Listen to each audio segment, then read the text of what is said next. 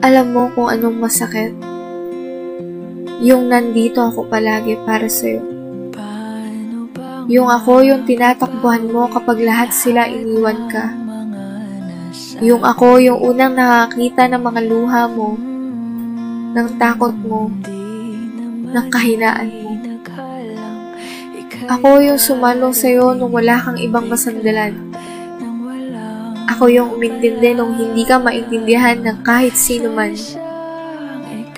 Ako yung tumanggap na lahat ng mood swings mo, ng silence mo, ng mga araw na parang hindi mo kilala ang sarili mo. Pero bakit? Sa tuwing ikaw naman ang pipili, hindi kailanman naging ako. Bakit sa lahat ng pwede mong mahalin, hindi ako kasama sa listahan mo?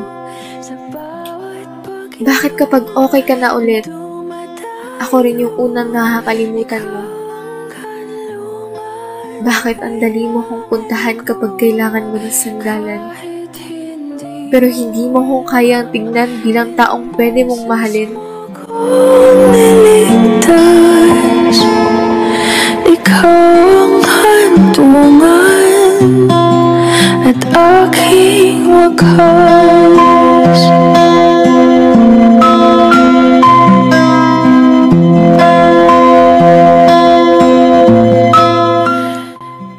Nakakatawa, no?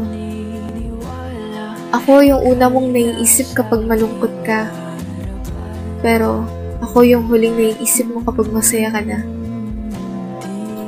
Ako lagi yung buti na lang nandyan ka. Pero hindi yung ikaw ang gusto kong makasama. Alam ko naman, simula pa lang alam kong hindi mo ako gusto sa ganoong paraan. Pero hindi ko rin naman ginusto na mahulog sa'yo. Hindi ko ginusto na mahalin ka sa paraang sobra, habang ikaw, kontento ka lang na nandito ako sa tabi mo. Hindi bilang isang taong mahal mo, ngunit isang taong pumupuno sa katahimikan kapag wala ng ibang tao. Gusto ko lang sana, kahit isang beses piliin mo rin akong tingnan. Hindi bilang kaibigan mo, pero bilang ako, yung taong piniling unawain ka kahit hindi mo ko kayang mahalin pabalik. Ang hirap palang maging sandalang ng taong hindi mo kayang yakapin. Ang hirap palang alagaan ng pusong hindi mo kayang angkinin. Kasi habang mas pinapalapit kita, mas ako yung unti-unting nasasaktan. Mas ako yung nauubos. Mas ako yung naghihintay sa isang bagay na baka hindi darating. Hindi mo man sinasadya, pero sinasaktan mo ko sa bawat paglapit mo na walang balak manatili. Hindi ko alam kung paano ba ako lalayo sa'yo, pero alam kong kailangan ko na. Kasi kung mananatili pa ako lang ulit ang talo.